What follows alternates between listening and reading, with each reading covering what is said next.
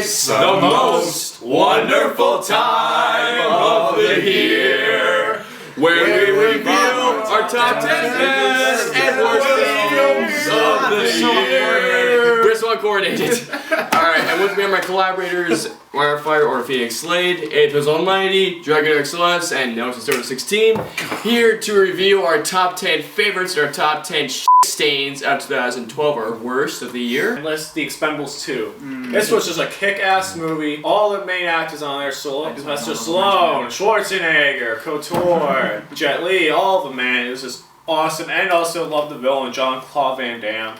He was a great villain. My next one is Ted. I was gonna be on my top 10, but it just missed the cut on that. And Seth MacFarlane, again, great job for a directorial debut. Next one, Sinister, the best horror film of the year. It scared the living shit out of me. I freaked myself out many times after I watched it. And then the last one, the best honorable mention of the year goes to Dredd. It was such a kick-ass action movie. Carl Urban, good job as Judge Dredd. Enough said. I don't believe in honorable mentions. Okay, Alex. Fair enough. Okay, well, I actually have a script because I don't want to be rambling incoherently like someone we know, Lucas. The first one, aside from what my good buddy Joe says about this franchise, American Reunion. Nostalgia can be a powerful thing sometimes. And especially for this film franchise, you know, the characters are older, they're grown up and all that stuff. And now it's time to put this franchise to sleep and say goodbye to this. Rest in Wow, that was peace. really morbid, but alright. Number 10. Number 10, favorite movie. I saw this when I was in Pittsburgh, Pennsylvania with my family, and that is Flight. This was an excellent movie. Denzel Washington absolutely just crushed his role, man. He made the role look awesome. How he did the flight scene in the movie, how he flipped the plane over, that was just amazing. Loved this movie a lot. Number 10 for me. And some of you may hate me for this. I'm just gonna let you know. Then again, I didn't see a lot of movies this year, so that's true. Forgive me. By the way, this is our opinion, not yours. Sorry if your movie isn't on here, and sorry if you hated it. Please subscribe anyway.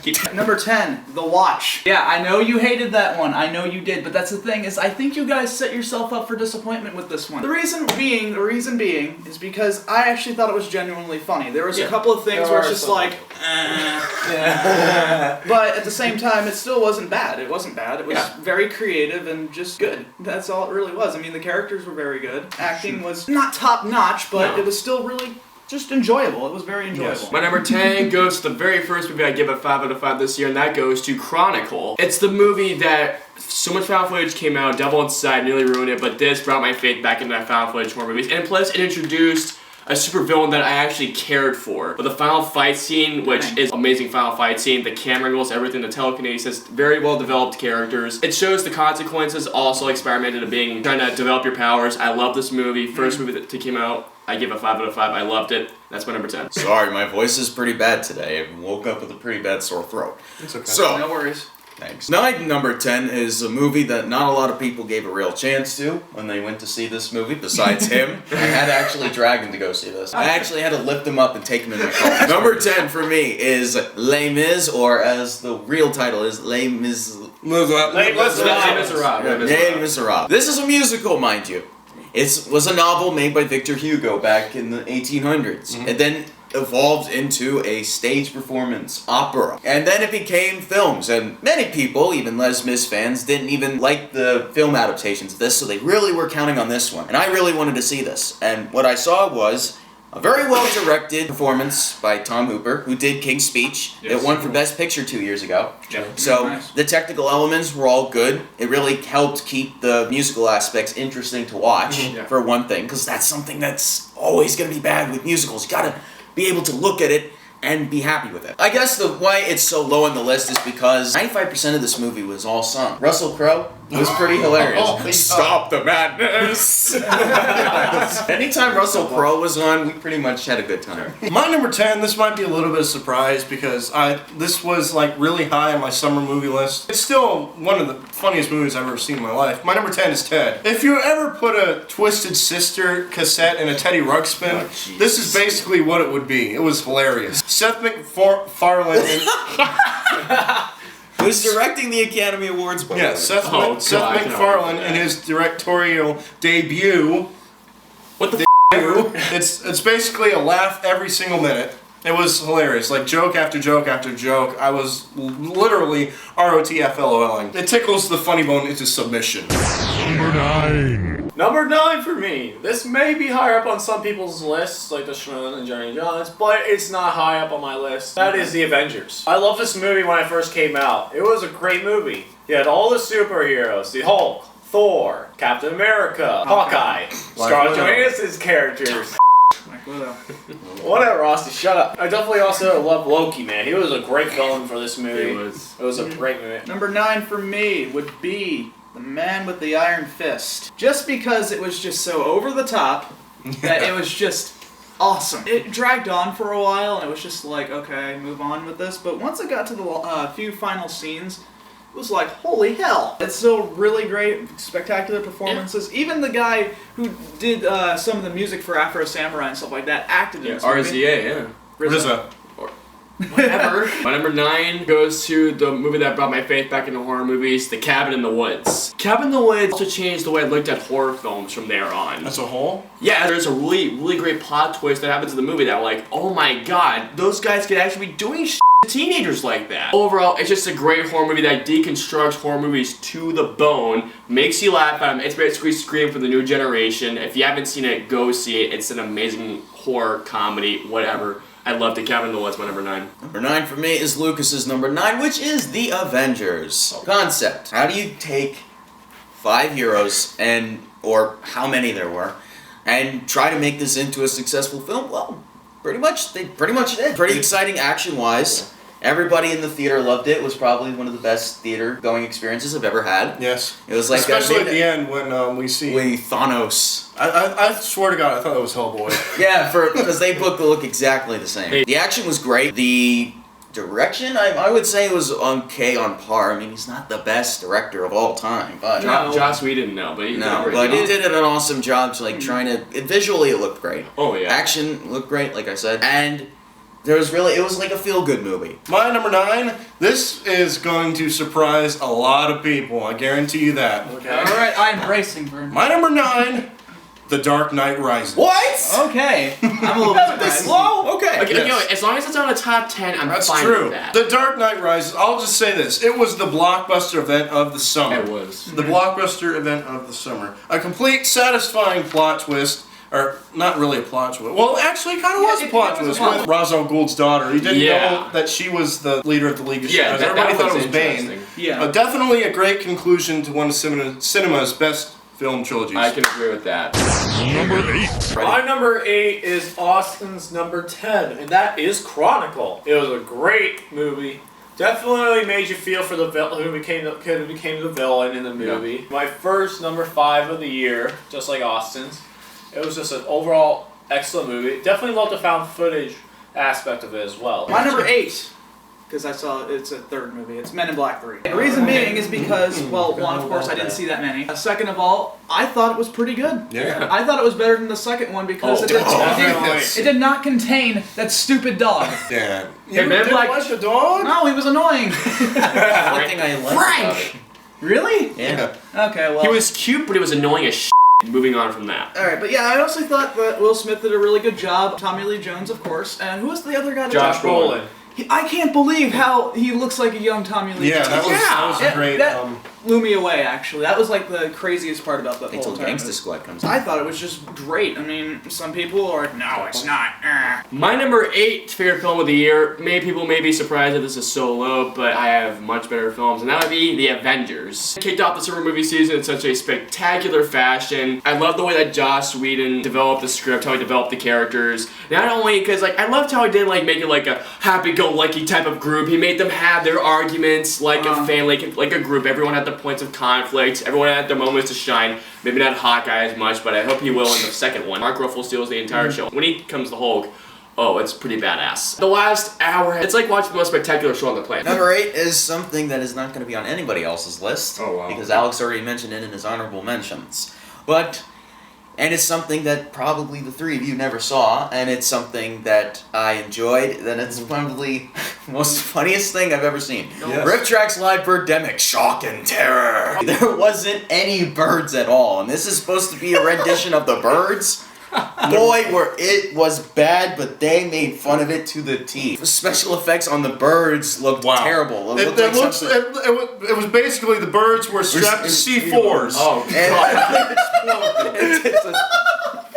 It's hilarious. And the people trying to die, it was just them it was just slowly trying to fall down. Like trying to kneel down and everything like that. Alright, my number 8 is Chronicle. This is clearly made to kick off a new found footage genre, and this is definitely the movie to do it, because let's face it, the Devil Inside, you said it was? Was that? Yeah. That was bad. Don't even remind that was me horrible. Of that piece of Definitely a great way to combine everyday life with sci-fi fantasy stuff. That also was my first 5 out of 5 I gave.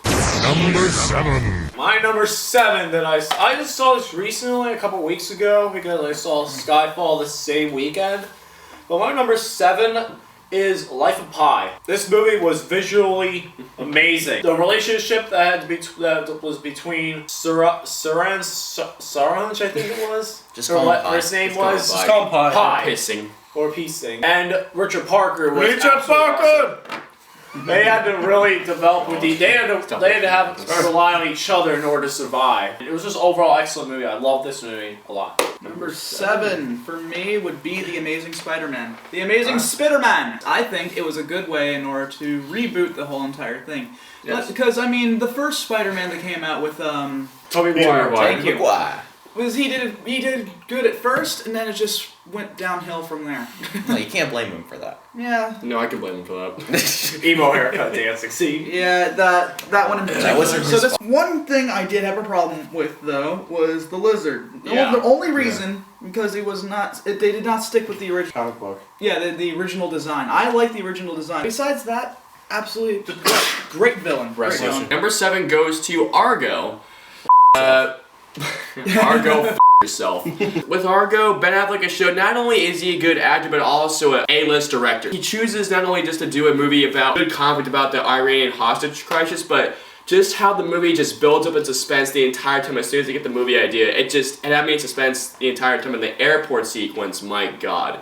That was one of the most suspenseful scenes I had seen in the movies all year. I haven't seen Zero Dark 30 yet, but so far, in terms of based on a true story, this is the best based on a true story film I saw this year. So yeah, Argo, number 7. Great job, Ben Affleck. Number 7 is the only animated movie on my list, and that is Wreck-It Ralph. Alright. If you're a retro gamer, you would probably love this movie because you probably get some of the jokes in there. Yeah, there was I was the only person that got the Konami code joke. Yeah. Oh, I did. I had to did, explain it to this guy. I love the concept of taking a villain from a classic, it's kind of like a Donkey Kong version, Yeah. and basically turns him into the good guy, and it combines retro with new style arcade games, which is pretty funny. This is something that, as a video game lover, that I had to appreciate. My number 7 is also Wreck-It Ralph. Yes. All right. This is clearly the best animated film of the year. Yeah, no. Yeah, No doubt. Number 6. Number 6. Bond. James Bond. Oh my Skyfall. God. Skyfall was excellent. I love this movie. I saw it with Austin, Alex, and Brandon. It was an excellent movie. I loved seeing this movie. Daniel Craig is the best Bond. No doubt. I agree with that. No. Yes, he is. No, Sean Connery is not the best. He Craig. was, but until Daniel Craig stepped in. Daniel Craig is a boss. He can play the classic Bond really well, and he can also play the dark, kick-ass Bond at the same time. The villain in this one, I'm not sure what his name was. Javier Bardem. Silver. Bravo Silver. Mr. I know Silva. it's Mr. Silver, but I didn't know his actual name. That's what. Javier Bardem, that's the Alright. acting. He was a badass villain. He was cold and ruthless. This was just an overall excellent movie. I loved it. Okay, some of you are going to hate me for this one too. Yet again, I did not see a lot of films this year. Number 6 would be Abraham Lincoln Vampire Hunter. Alright. Okay. The reason being because it was just the title is so ridiculous. I had to see it. The concept was just absolutely crazy. I'm just like, I have to see this. So I did. I thought it was fun. I thought it was a fun film. It was a fun movie. It was ridiculously over the top. Yes, there was a Especially lot the of slow-mo. Yes, I was gonna get Oh on my that. The God. slow-mo, they used a little too much. Besides that, not bad. Not Fun bad. action movie. All three of us saw it together same night. It was a really interesting concept Showing. of how to slay vampires too. I've never heard of Silver killing them before. So. Yeah, we saw No, that. that's Midnight Showing. werewolves. Alright, so that is basically the reason being. Don't hate. My number 6 is pretty much most of these guys. Number 7, that was Wreck-It Ralph. This is the best animated film of the year. are brave, you got your ass kicked by Yes. this movie. I loved how Wreck-It Ralph, like you said, how it takes a video game villain, how he wants to try and be the hero for once, but the consequence ends up endangering the entire arcade because of it. And it's so well done. Performances, John C. Reilly was great. Sarah Silverman was hilarious. It was also annoying the adorable type way. Jane Lynch, hilarious. Jack McBrayer, who played Fix-It Felix, was hilarious. And the villain was great. All the video game references, so good. And the jokes, like the Konami joke, that was hilarious. What he got when I went. I absolutely love Wreck-It Ralph. Number 6,